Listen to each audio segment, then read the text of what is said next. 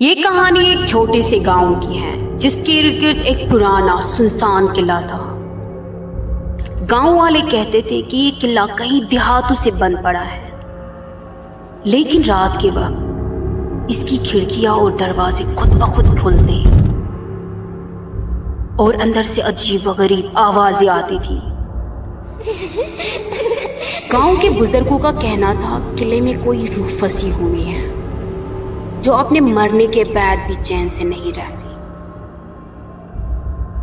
इनके बातों के मुताबिक जो भी इस किले में रात को दाखिल होता वो कभी वापस नहीं आता था।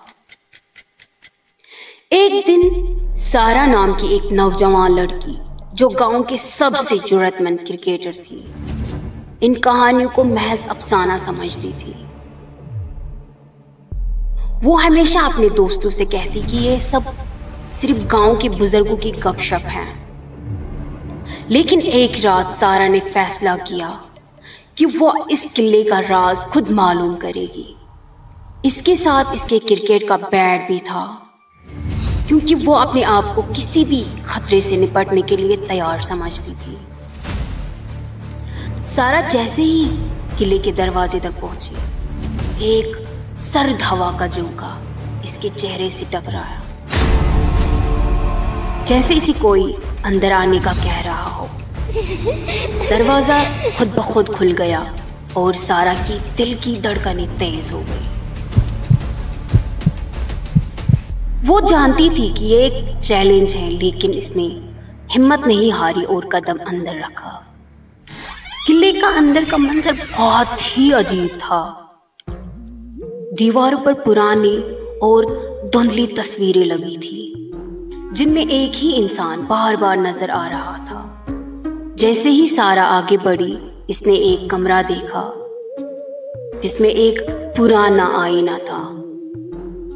इस आईने के सामने एक साया खड़ा था जो बिल्कुल सारा की शक्ल का था। लेकिन जब सारा ने इस साये को गौर से देखा तो वो फौरन भाग के पीछे मुड़ गई, क्योंकि वो साया इसकी तरफ बढ़ रहा था। सारा ने जल्दी से अपने बेट को पकड़ा और इसे मारने की कोशिश की, लेकिन जैसे ही इसने बेट को हरकत दी, साया गायब हो गया और कमरा मुकम्मल तौर पर सियाह हो गया। सारा का दिल धक धक करने लगा और इसने अंदर की मजीद खोज शुरू की। हर कमरे में पुरानी चीजें और गर्द पड़ी किताबें थी, लेकिन एक कमरा ऐसा था जो बाकी तमाम कमरों से मुख्तलिफ था। इस कमरे का दरवाजा खुद ब खुद बंद हो गया जैसे ही सारा ने अंदर कदम रखा। यह कमरा बहुत ही अजीब था। कमरे की वसत में एक तवील पुरानी चमचमाती छड़ी रखी थी, जिसके इर्द गिर्द किसी का साया नजर आ रहा था। सारा इस छड़ी को पकड़ने की कोशिश करती है, लेकिन जैसे ही इसके हाथ छड़ी तक पहुंचते हैं, एक खौफनाक चीख गूंजती है। सारा का जिस्म बिल्कुल सुन पड़ जाता है और वो जमीन पर गिर के बेहोश हो जाती है। जब सारा होश में आती है, वो खुद को एक तारीक और पुराने कमरे में पाती है। इसके सामने वही साया खड़ा था जो अब हकीकत बन चुका था।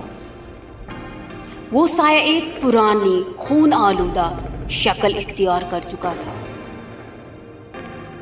और इसके हाथों में एक कदीम तरह का खंजर था।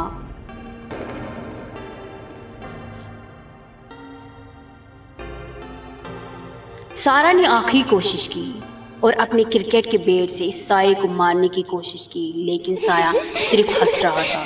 तुमने कहा था ना कि ये सिर्फ महज अफसाना है, लेकिन अब तुम्हें खुद इसका तजुर्बा करना पड़ेगा।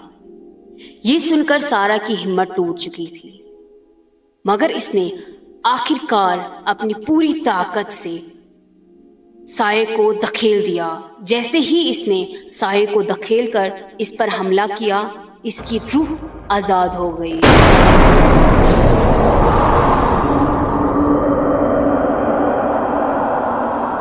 मगर सारा का जिस्म अब भी थका हुआ था और इसकी आंखों में खौफ की झलकें बाकी थी। गांव वाले आज भी कहते हैं कि हर रात किले के दरवाजे एक क्रिकेटर की रूह नजर आती है जो अपने बेट के साथ चलती है और इसका पीछा करने वाले साए इसका पीछा कभी नहीं छोड़ते। और जब भी कोई किले में जाता है वो इसका हिस्सा बन जाते हैं। इसकी रूह भी कभी आजाद नहीं हुई।